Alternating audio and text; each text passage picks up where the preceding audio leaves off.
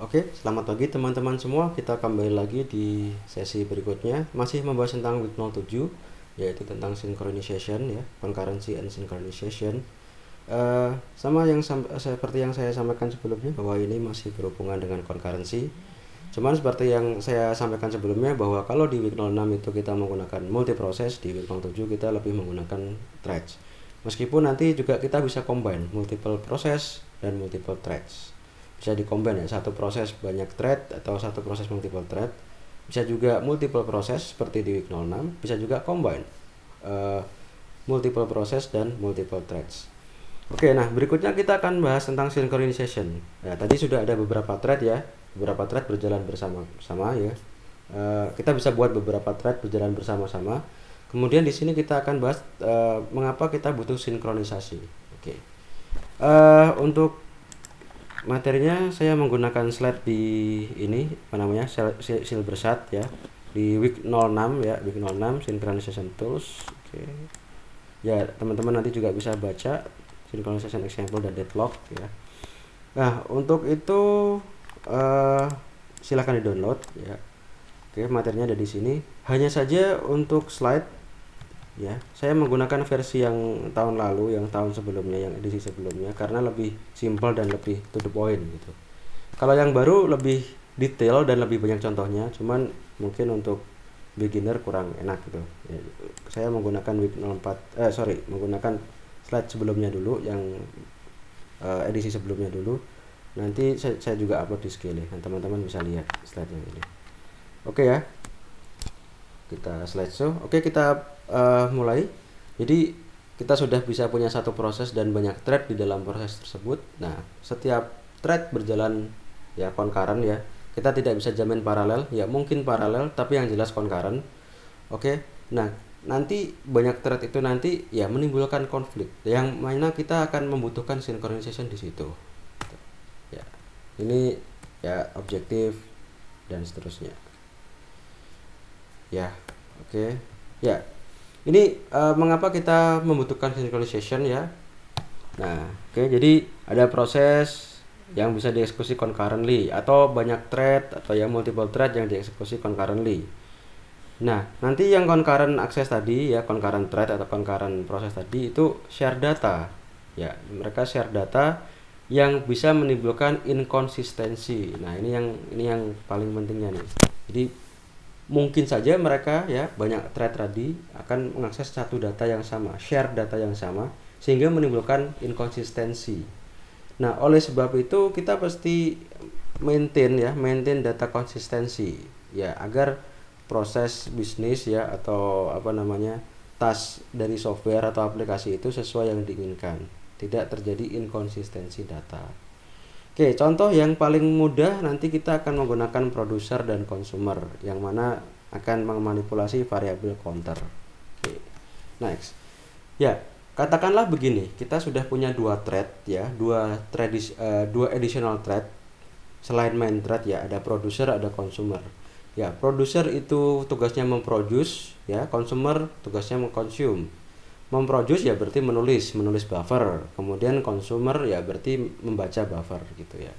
Contoh ini pekerjaannya producer ya, ini ada while ya, counter sama buffer do nothing, artinya kalau misalnya jumlah counternya ini sama dengan buffer size, dia do nothing, nggak memproduksi. Nah, tapi kalau sudah selesai, kalau misalnya counternya tidak sama dengan buffer size, artinya jumlah data yang terisi itu kurang dari buffer size, berarti dia akan memproduce. Nah, ini di sini memproduce-nya.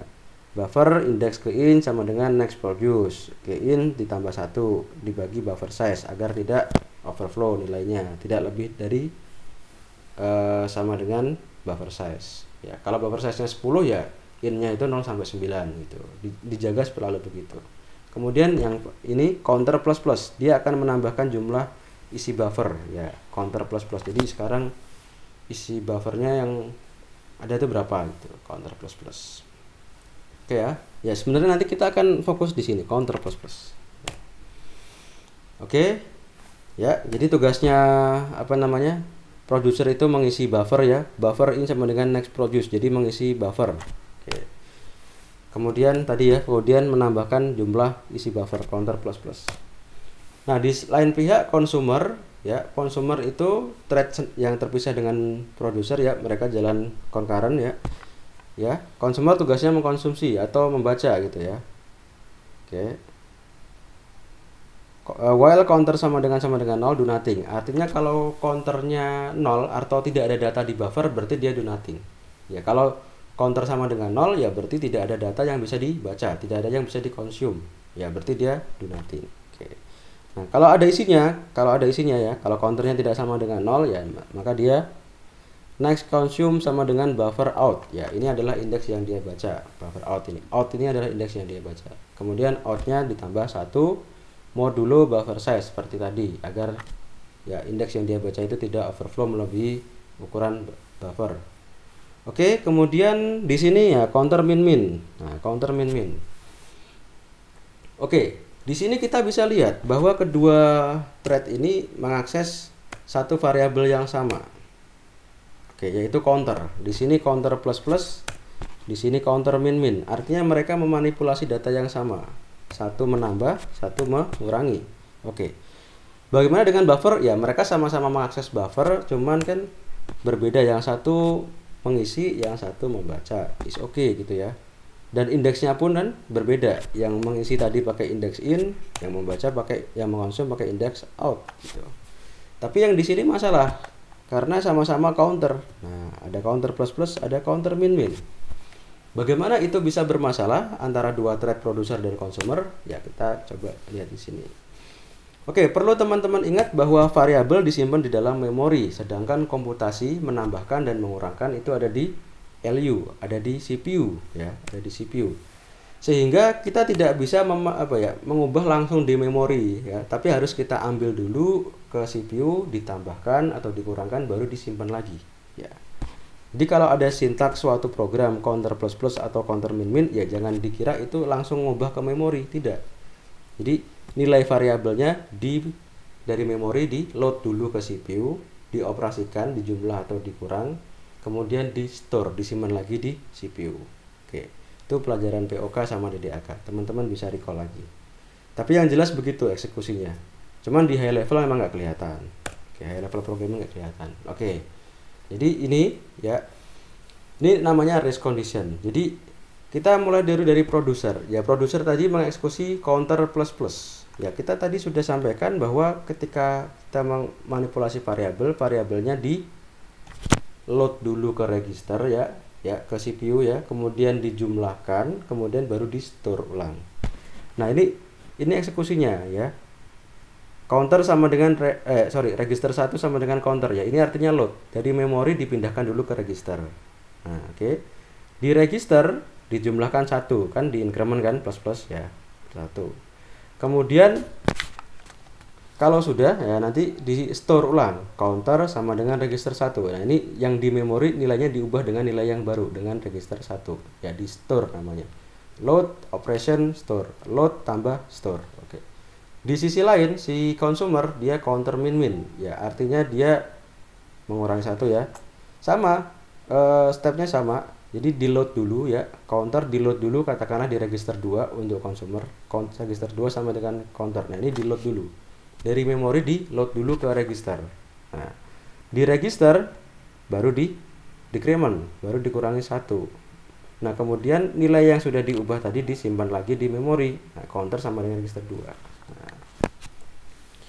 Nah, mengapa ini bisa menimbulkan inkonsistensi? Ya, karena ya counter plus plus sama counter min min ini aslinya adalah 3 step atomik ya, 3 step low level yang menyusun counter plus plus sama counter min min. Counter plus plus punya 3 step low level, counter min min juga terdiri dari 3 step. Bayangkan kalau 3 step itu nanti urutannya seperti ini. Jadi pertama si produser dulu register 1 sama dengan counter ya, ini load dulu ya.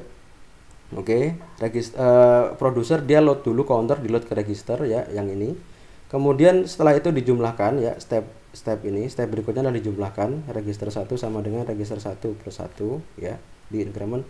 Tapi belum sempat di store ya, belum sempat disimpan ulang di memori, Nah, si consumer sudah baca duluan. Nah, tadi ya, register sama dengan 5, register 1 sama dengan 6 ya, ini ya berarti. Nah, belum sempat disimpan ya, ke memori lagi. Nah, itu si consumer sudah baca duluan. Nah, register 2 sama dengan counter, berarti register 2 sama dengan 5. Karena nilainya masih 5 ya yang di memori ya. Oke. Kemudian register 2 sama dengan register 2 min 1 dikurangi 1 ya, register 2 sama dengan 4. Oke. Nah, di sini baru step untuk store-nya dijalankan. Nah, produser itu tadi store nilai berapa? 6 ya. 6, register 1 kan 6 ya. Di store ke memori. Sedangkan si consumer ya store nilai register 2 yang mana nilainya adalah 4. Nah, berarti kan nggak konsisten. Yang benar 6 apa 4? Padahal dua-duanya salah. Yang benar berapa? 5. Nilai 5 ditambah 1 oleh si produser 6 dikurangi 1 sama consumer 5 lagi. Atau dibalik. Nilai 5 di minus dulu sama consumer jadi 4 ditambah 1 sama produser jadi 5 lagi. Nah, harusnya kan begitu. Tapi ternyata karena masalah race condition ini tadi balapan ya, race itu balapan, jadi cepet-cepetan mengikuti 3 step low level ini akhirnya menimbulkan inkonsistensi. Nah, harusnya ini nilainya 5 tapi ternyata hasilnya 4. Atau kalau si consumer yang nyetak duluan yang store duluan, maka 4 baru 6 diupdate jadi 6, jadi nggak konsisten. Nah, itulah mengapa kita butuh sinkronisasi.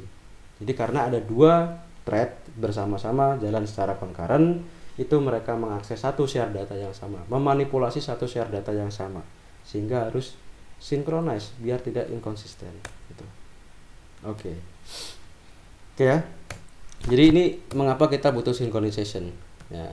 Contoh sederhana, bayangkan kalau misalnya produsernya nggak cuma 1, kalau produsernya ada 3, konsumernya ada 3 juga. Nah, lebih ribet kan.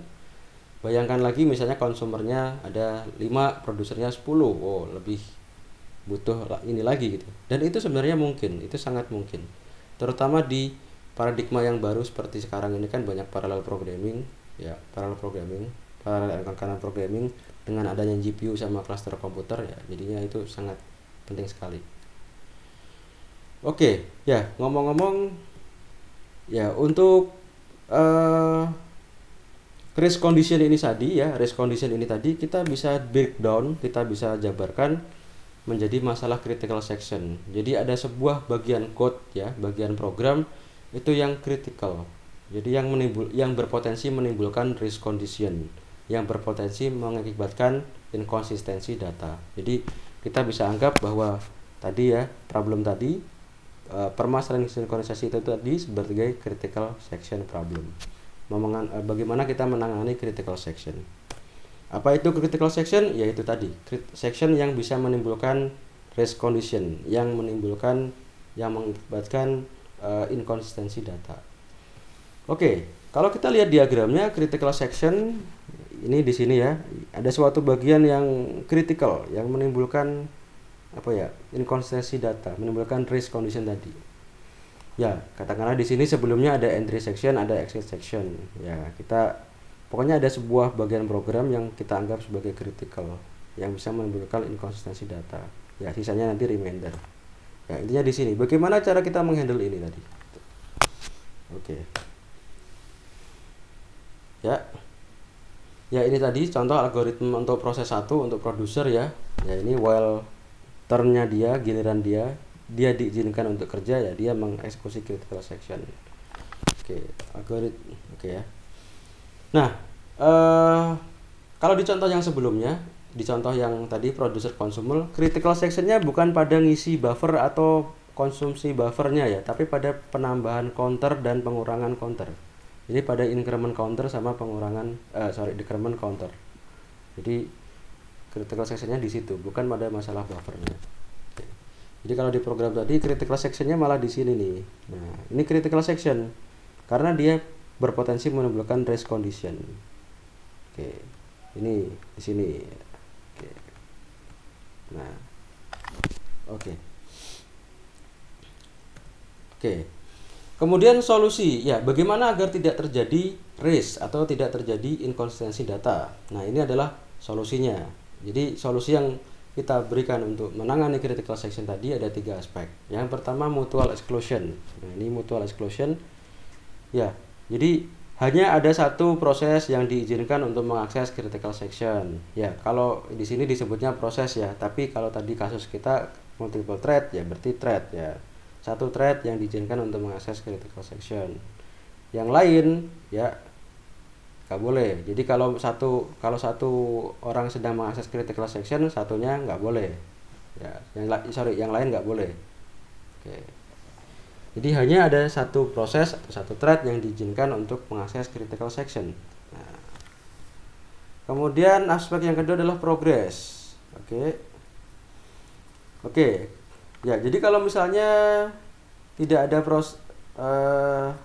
proses yang mengakses critical section ya. Oke. Tidak ada proses yang sedang mengakses critical section, tapi ada beberapa proses yang ingin mengakses critical section. Maka penentuan siapa yang mengakses critical section tadi tidak boleh dipospon indefinitely. Ya, intinya harus segera dilakukan. Nggak boleh ditunda sampai yang tidak terbatas gitu. Oke ya. Aspek pertama mutual exclusion, hanya satu proses atau satu thread yang diizinkan mengakses critical section. Aspek kedua adalah proses, yaitu ketika tidak ada proses yang mengakses critical section dan ada yang ingin mengakses critical section harus diputuskan. Ini siapa yang mengakses critical section dengan segera. Nggak boleh dipospon indefinitely. Oke. Ya, kemudian bounded waiting. Ya, masalah wait. Jadi waitnya harus bounded. Jadi dia nunggu itu harus dibatasi gitu ya. Oke.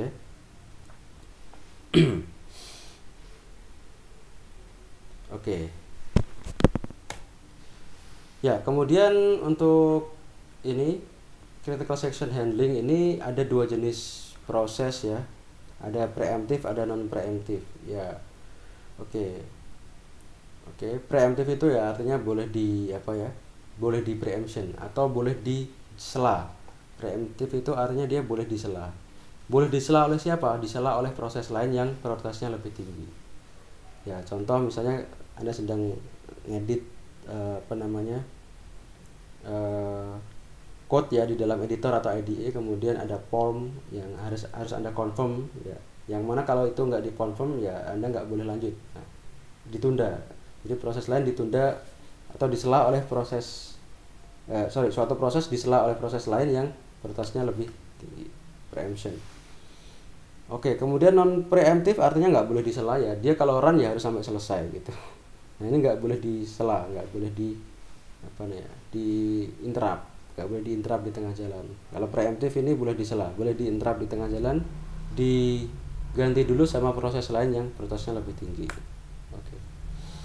Oke, Peterson solution ini bisa dibaca sendiri. Kemudian ini ya tadi critical section ya. Oke, intinya kita menghandle critical section. Oke, Peterson solution teman-teman bisa bisa baca sendiri ya. Oke, kemudian tools untuk synchronization ya. Ini contoh kalau di hardware ada locking. Jadi satu device yang sudah dipakai oleh suatu proses ya itu sedang di lock, nggak boleh dipakai oleh yang lain. Oke. Ya. Solusi untuk critical section menggunakan logs. Ya, ini adalah salah satu solusi untuk sinkronisasi ya menggunakan logs. Apakah ada solusi lain? Ya, ada. Nanti ada tools, ada semaphore, ada monitor. Jadi ada 3 itu yang populer. Nah, untuk di kuliah di praktek di C programmingnya nanti mungkin kita akan menggunakan semaphore. Oke, ya kita mulai dulu untuk log ya. Jadi kita punya critical section. Jadi sebelum mengeksekusi critical section, sebuah proses atau sebuah thread itu harus mendapatkan log dulu. Oke, harus dapat log dulu. Ibaratnya mengambil token dulu gitu ya. Jadi proses yang boleh mengeksekusi critical section itu adalah proses yang punya log, punya token gitu. Nah, kalau nggak punya itu nggak boleh mengeksekusi critical section. Nah, nanti kalau sudah selesai mengeksekusi critical section, dirilis agar bisa dipakai oleh proses atau thread lain. Oke, nah itu solusinya. Oke ya. Oke, ini implementasinya teman-teman bisa baca sendiri. Ada yang pakai test and set, swap, compare and swap, dan seterusnya. Ini nggak begitu mandatori untuk dibahas. Itu contoh implementasinya saja. Ya, ya kita langsung saja ke sini ya. Ya, tools yang pertama kita gunakan adalah Mutex Logs. Ya, ini adalah sebuah variabel atau data type yang sifatnya adalah yang tipenya adalah binary ya, true false gitu ya. Jadi ada metode acquire sama release. Jadi proses atau thread yang ingin mengeksekusi critical section ya itu harus acquire dulu, harus dapetin logsnya dulu. Nah, baru kalau sudah dapat diizinkan mengeksekusi critical section. Kalau sudah selesai nanti di release. Oke. Ya, diagramnya begini. Nah, ini critical section ya. Mulai dari sini bacanya. Critical section suatu proses atau suatu thread ya. Jadi sebelum mengeksekusi ini dia harus mendapatkan log dulu. Ya, dapetin log dulu, jalankan critical section, kalau sudah selesai di release. Nah, oke. Nah, seperti yang saya sampaikan tadi bahwa logs itu sifatnya dia binary ya. Jadi true false ya. Ini adalah implementasi dari metode acquire ya, mendapatkan logs. Oke. Ya, acquire while not available, maka dia harus do nothing. Di sini do nothing ya, busy wait. Nah, jadi acquire logs itu dia akan wait dulu ya. Dia akan wait kalau misalnya logsnya itu unavailable. Jadi kalau logsnya itu sedang tidak available, maka dia akan nunggu. Tapi kalau dia sudah available, maka while-nya ini kan sudah keluar dari while ya, maka dia akan dapetin logs, istilahnya dapetin logs, kemudian available-nya sama dengan false ya, nilai logs-nya diisi dengan false. Oke. Nah, jadi dia mendapatkan ini. Nah, ini kalau sudah sampai sini nih, artinya dia mendapatkan logs. Kalau sudah sampai metode ini dia mendapatkan logs-nya tadi. Nah, proses lain atau thread lain yang ingin mendapatkan logs ya, log ya mesti acquire dulu. Nah, sedangkan kalau sedang di-acquire oleh proses lain ya, sedangkan kalau lognya itu sudah diambil oleh proses lain ya, proses yang barusan acquire ini ya mesti wait lagi gitu. Nah, kebayang nggak? Jadi harus lewat sini. Oke, jadi harus lewat ini dulu, acquire dulu sampai dapat, baru dijalankan critical section. Kalau sudah selesai di release. Nah, release itu cuman set available sama dengan true. Artinya nanti proses-proses lain atau thread lain yang ingin mendapatkan logs itu nanti bisa dapat salah satu. Tentunya salah satu thread saja atau salah satu proses saja. Karena ini sifatnya hanya diizinkan satu proses atau satu thread saja yang menjalankan critical section. Ketika satu menjalankan, yang lain harus nunggu. Tadi ya, ketika satu sudah mendapatkan log dan menjalankan critical section, yang lain kalau ingin menjalankan critical section harus nunggu dulu di acquire gitu tadi. Oke. Ya, itu log. Jadi acquire, critical section, run, kemudian release. Ya, sifatnya ini sebagai variabel binary ya. Jadi dia binary true sama false. Yang kedua adalah semaphore. Ya, semaphore ini yang kita akan sering pakai DC. Kemudian sebenarnya langkahnya sama ya. Jadi sebelum jalankan critical section itu nanti juga harus acquire semaphore dulu. Setelah itu nanti di release. Cuman istilahnya berbeda. Kalau di semaphore itu wait sama signal. Kalau di logs itu acquire sama release. Tapi intinya sama. Jadi harus wait dulu, harus mendapatkan semaphore dulu, jalankan critical section, baru di release atau baru di signal. Ya, wait, critical section, signal. Itu kalau menggunakan semaphore. Nah, perbedaannya dengan logs bahwa semaphore ini adalah integer. Dia itu sebuah variabel integer ya, atau data type integer. Ya, artinya diizinkan ya, sebenarnya boleh juga nanti dipakai multiple thread itu jalan bersamaan, itu boleh gitu. Tapi ya, kalaupun kita fungsikan sebagai logs pun juga bisa semaphore. Nanti kita akan lihat contohnya. Ya, jadi semaphore itu integer ya, integer. Nah, kalau misalnya nilainya positif, itu artinya dia available, artinya boleh ya, artinya boleh jalan, atau proses itu boleh jalan. Tapi kalau nilainya 0, kurang dari sama dengan 0, itu artinya nggak boleh jalan, artinya itu nggak available. Nah, seperti hanya logs ya. Tadi kan true false kalau log, true sama false. Nah, kalau semafor positif atau nol. Nah, kalau positif itu artinya available, kalau nol kurang dari sama dengan nol itu artinya unavailable. Nah, oke ya. Jadi wait dulu, jalankan critical section baru signal. Nah, ya di sini implementasinya dari wait ya, while semafor kurang dari sama dengan 0 maka dia busy wait ya. Tadi saya sampaikan kalau nilainya semafornya kurang dari 0 itu berarti dia busy wait, nunggu dulu di sini. Nah, oke. Nah, kalau nilainya sudah positif, nah nanti dia selesai while, selesai busy wait, nah dia akan dapat semafor. Istilahnya dapat semafor, nilai semafornya di min min. Nah, di min min. Oke. Oke, artinya dia dapat semafor. Nah, baru setelah dapat semafor, suatu proses atau thread bisa menjalankan critical section. Nah, menjalankan critical section sampai selesai kalau sudah di signal. Oke, signal. Ya, di signal itu artinya di plus plus ya, nilainya ditambahkan 1. Oke.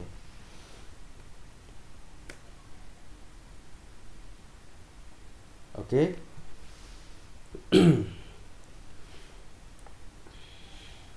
Oke. Kemudian nanti kita akan lihat contohnya ya, semafor. Kemudian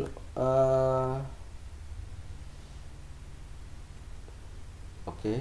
Ya, ini implementasinya. Ya, intinya begini, kalau menggunakan semafor suatu proses itu harus wait dulu, jalankan critical section baru signal. Nah, wait itu tadi ya ngambil semafor, ngambil token. Kalau nilainya positif artinya dapat token. Dia akan dapat token terus nilai semafornya dikurangi 1. Artinya 1 token keambil gitu ya. Oke, 1 semafornya keambil. Nah, kalau misalnya nilainya 0 ya berarti nggak ada yang available, ya berarti harus nunggu. Oke ya. Nah, sedangkan nanti kalau sudah selesai menjalankan critical section baru di signal, dikembalikan tokennya dengan cara di plus plus. Oke. Nanti akan kita lebih terlihat di dalam code aja gitu ya. Oke.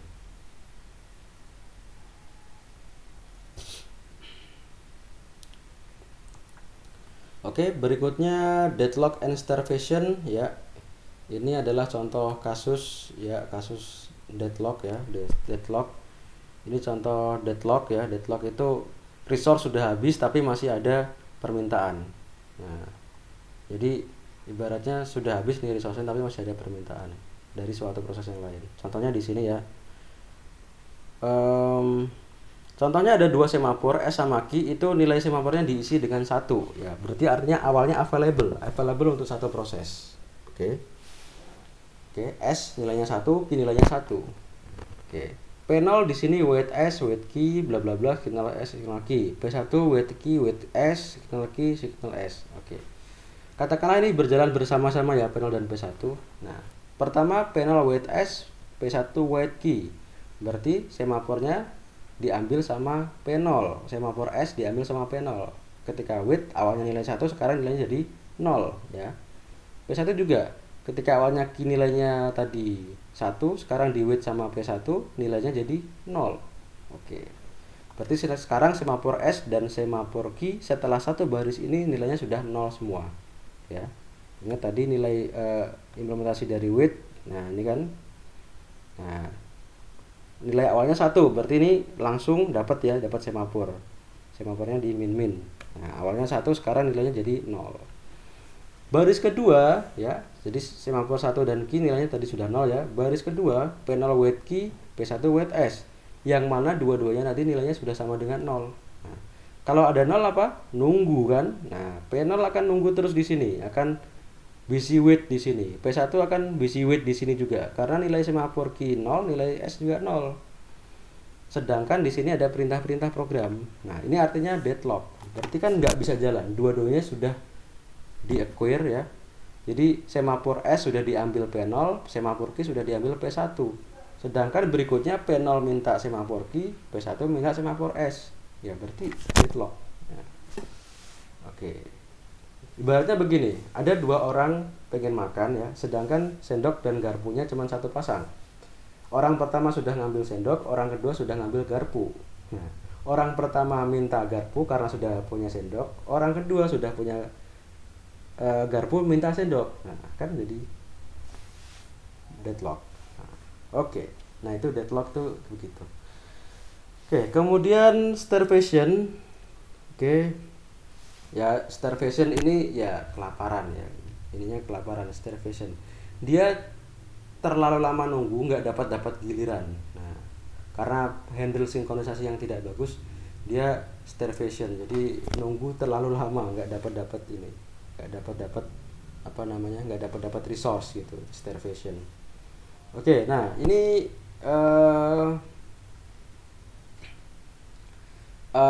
solusinya ya. Oke, sorry, ada lagi priority inversion ya. Ada lagi problem priority inversion. Oke. Ya, priority inversion ini adalah suatu problem di mana low priority proses itu hold lock. Jadi dia punya token ya yang dibutuhkan oleh higher priority. Nah, itu ada apa namanya, permasalahan juga kayak gitu. Oke. Oke, nah itu contoh-contoh permasalahan di sinkronisasi. Oke, saya rasa untuk contoh-contoh problem nanti teman-teman bisa baca sendiri. Dan ini philosopher problem, buffer readers writers. Oke, dynamic philosophy problem, kemudian oke ya, dan lain-lain. Oke ya. Oke. Kemudian tools sinkronisasi lain di yang ada ya, itu contohnya monitor di Java, teman-teman nanti bisa baca sendiri ya. Meskipun di Java sendiri juga ada semafor sebenarnya. Kalau kalian lihat di dokumentasinya ada juga semafor. Oke, saya rasa untuk teorinya sampai sini dulu. Nanti kita akan coba lihat bagaimana membuat dua thread yang berjalan concurrent itu synchronize gitu ya. Oke. Oke, dari saya akhiri sekian dulu. Terima kasih untuk teori. Sekali lagi, mohon maaf apabila ada kekurangan dan ketidaknyamanan. Saya akhiri sekian dulu. Terima kasih. Assalamualaikum warahmatullahi wabarakatuh.